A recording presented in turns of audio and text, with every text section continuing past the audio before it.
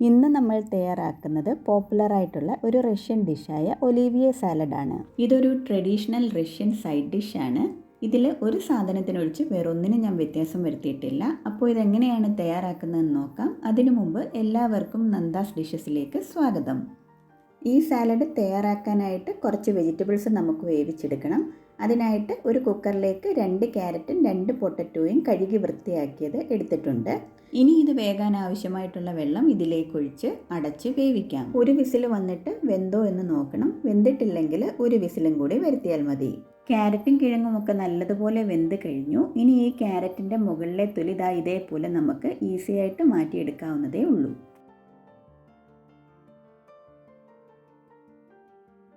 ക്യാരറ്റിൻ്റെയും ഉരുളക്കിഴങ്ങിൻ്റെയും പുറമേയുള്ള തൊലിയൊക്കെ കളഞ്ഞ് വൃത്തിയാക്കി വെച്ചിട്ടുണ്ട്. ഇതിനെ നമുക്കൊന്ന് കട്ട് ചെയ്തെടുക്കാം.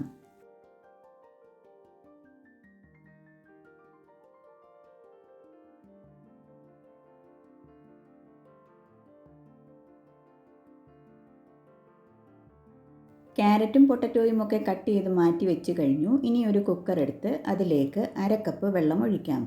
ഇതിലേക്ക് 1/4 ടീസ്പൂൺ കുരുമുളക് പൊടിയും 1/4 ടീസ്പൂൺ ഉപ്പും കൂടിയിട്ട് നല്ലതുപോലെ ഒന്ന് മിക്സ് ചെയ്യാം.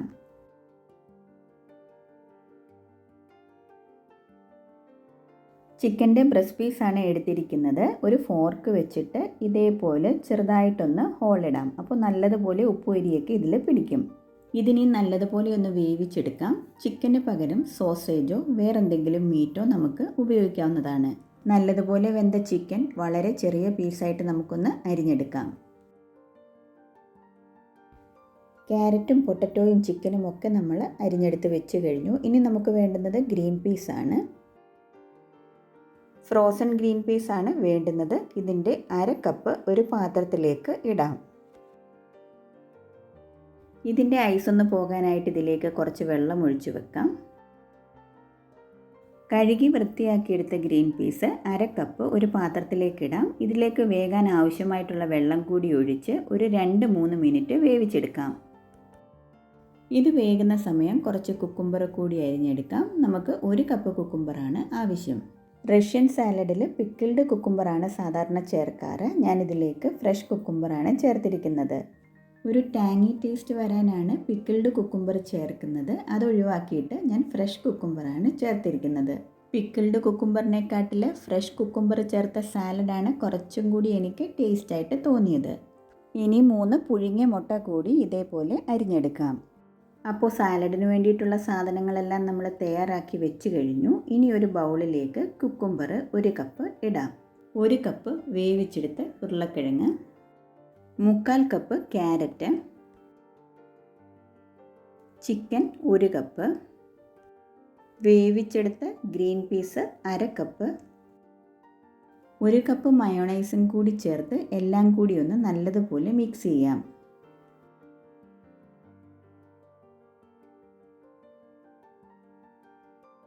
ഇതിലേക്ക് മുട്ട ഇതുവരെ ചേർത്തില്ല. മുട്ടയും കൂടെ ചേർത്ത് വേണമെങ്കിൽ നമുക്ക് മിക്സ് ചെയ്യാവുന്നതാണ്. അതിന് പകരമായിട്ട് ഞാൻ ഒരു ലെയർ പോലെയാണ് സാലഡിൻ്റെ ഇടയ്ക്ക് മുട്ട വെക്കുന്നത്. ഇതെല്ലാം കൂടി നല്ലതുപോലെ മിക്സ് ചെയ്തെടുത്ത് കഴിഞ്ഞു. മുട്ടയും കൂടി ഇതിലേക്ക് ചേർത്തെങ്കിൽ മാത്രമേ സാലഡ് പൂർണ്ണമാകുകയുള്ളൂ.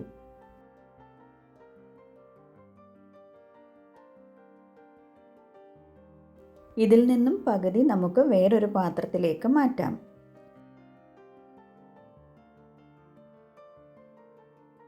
ഇതൊന്ന് ചെറുതായിട്ട് നിരത്തിയതിന് ശേഷം അതിൻ്റെ മുകളിലേക്ക് അരിഞ്ഞു വെച്ചിരിക്കുന്ന മുട്ട കൂടി വെക്കാം. ഇനി ബാക്കിയുള്ള സാലഡ് കൂടി ഇതിൻ്റെ മുകളിലേക്ക് നിരത്താം. ഉരുളക്കിഴങ്ങ് തൊലിയോടുകൂടി വേവിച്ചെടുത്തിട്ട് അരിയുന്നതാണ് നല്ലത്. കാരണം അതിൽ നിന്നും അധികം ന്യൂട്രിയൻസ് നഷ്ടമാവില്ല. സാലഡ് മുഴുവൻ ഈ പാത്രത്തിലേക്ക് മാറ്റിക്കഴിഞ്ഞു. ബാക്കിയുള്ള മുട്ട കൂടി ഇതിൻ്റെ മുകളിലേക്ക് വെക്കാം. ഇനി ഒരു ഭംഗിക്ക് വേണ്ടി ഇതിൻ്റെ മുകളിലേക്ക് കുറച്ച് ഗ്രീൻ പീസും ക്യാരറ്റും കൂടി ഇടാം. അപ്പോൾ ഈ സാലഡിൽ ആകെ ഞാൻ വ്യത്യാസപ്പെടുത്തിയിരിക്കുന്നത് പിക്കിൾഡ് കുക്കുംബറിന് പകരം ഫ്രഷ് ആയിട്ടുള്ള കുക്കുംബറാണ് എടുത്തിരിക്കുന്നത്. ബ്രെഡും ചിക്കൻ ഫ്രൈയും ഈ സാലഡും കൂടി നല്ലൊരു കോമ്പിനേഷനാണ്. വീഡിയോ എല്ലാവർക്കും ഇഷ്ടമായെങ്കിൽ ഫ്രണ്ട്സിനും ഫാമിലിക്കും ഷെയർ ചെയ്യണം. അതേപോലെ പുതിയ വീഡിയോസിൻ്റെ നോട്ടിഫിക്കേഷൻ അപ്പോൾ തന്നെ കിട്ടാൻ വേണ്ടിയിട്ട് സബ്സ്ക്രൈബ് ചെയ്തതിന് ശേഷം ബെൽ ഐക്കൺ കൂടി ഒന്ന് പ്രസ് ചെയ്യണം. അതിനുശേഷം ഓൾ എന്ന ഓപ്ഷൻ കൂടി ഒന്ന് ക്ലിക്ക് ചെയ്യുക.